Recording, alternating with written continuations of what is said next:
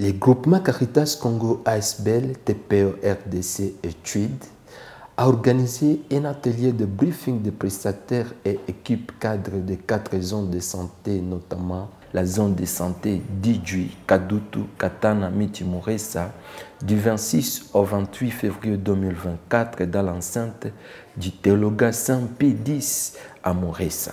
Cette activité consistait à passer un revue et comment mettre en œuvre les services de nutrition à assise communautaire NAC, consultation préscolaire et dynamisée et alimentation de nourrissons et du jeune enfant Ange dans les 13 zones de santé ciblées dans la province du Sud-Kivu.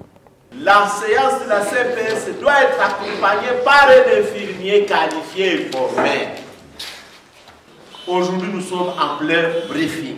Ça signifie que le champ est suffisamment couvert. Et nous devons avoir les histogrammes plutôt qui montrent le niveau d'évolution de l'atteinte de la cible. En effet, la promotion des interventions à haut impact prouvées efficaces et peu coûteuses, notamment l'allaitement maternel optimal, l'alimentation des compléments et les pratiques améliorées d'hygiène et d'assainissement, durant la fenêtre d'opportunité des 1000 premiers jours de vie de l'enfant sont nécessaires et capitales pour la croissance et la protection du nourrisson et du jeune enfant. Notre rôle et les interventions doivent se focaliser où? Ici, au niveau de la grossesse, pour essayer de casser ce cycle intergénérationnel. Se focaliser les interventions sur la femme enceinte pour qu'à la fin, elle puisse avoir un enfant avec un poids supérieur à 2,5 kg, mais que pendant le suivi de cet enfant, mais aussi de la mère qui venait d'accoucher, on puisse développer un enfant avec une taille proportionnelle à son âge, mais aussi une alimentation proportionnelle à son âge. Le directeur du groupement sous sa coordination, à l'occurrence du Dr Lick, invite les prestataires de santé à s'approprier ce projet sachant que l'échec ou la réussite est à leur responsabilité. Le projet ici, c'est le vôtre. La nutrition assise communautaire est la plus grande porte pour une bonne nutrition réussie et pour une bonne santé réussie. Parce que celle-ci va se faire pour la communauté et avec la communauté. Ce projet repose sur vous. Tout ce qu'il y a comme réussite, c'est vous. Tout ce qu'il y a comme échec, c'est vous. Et c'est même la composante qui est la plus importante, comme Luc est en train de le dire. Parce que c'est sur cette composante que nous sommes en train de compter pour voir comment on peut essayer de renverser la tendance. C'est dire que nous comptons beaucoup plus sur vous. Et parce que vous êtes en contact avec toutes ces communautés-là, c'est vous qui connaissez même là où il y a une grossesse qui commence.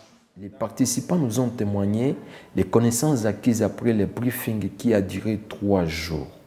On accompagne dans le cadre de facilitation, mais aussi d'encadrement de ces prestataires pour leur permettre d'amorcer déjà la mise en œuvre de ces thématiques dans leur zone de santé et dans leurs structures respectives.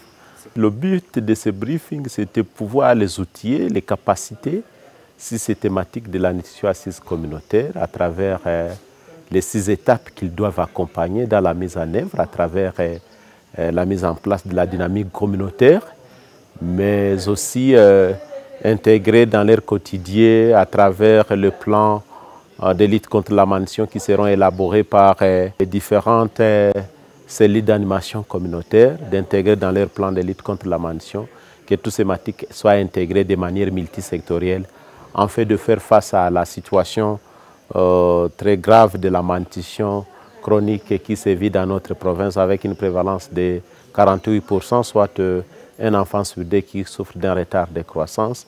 C'est là pour leur permettre aussi d'accompagner la communauté, en fait de pouvoir s'approprier ces dynamiques aussi pour réduire cette prévalence de la malnutrition qui devient un fléau pour les pays et plus particulièrement notre province du Sud Kivu et qui constitue le frein de développement.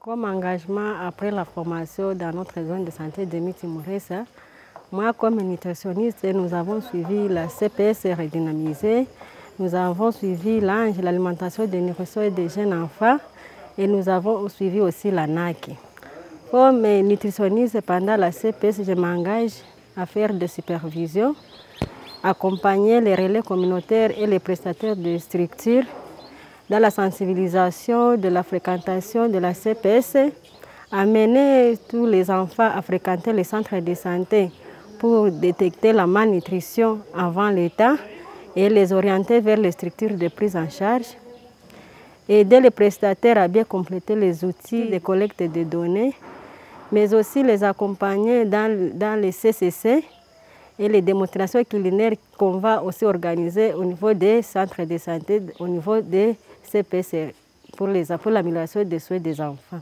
En tant que nutritionniste, en tout cas, on a bien accueilli parce que ça va nous aider à améliorer et à réduire les taux de fréquentation des enfants malnourris au niveau des structures.